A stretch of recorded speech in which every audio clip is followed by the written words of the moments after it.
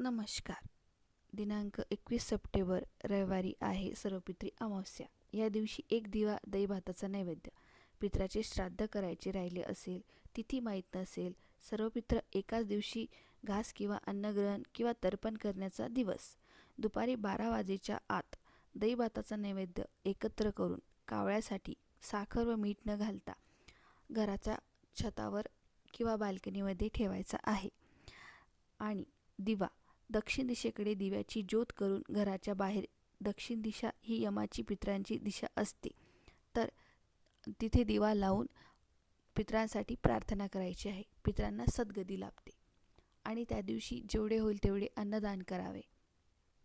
व सकाळी उठल्यास लिंबू, मीठ, हळद, गोमूत्र टाकून घराची फरशी पुसायची आहे.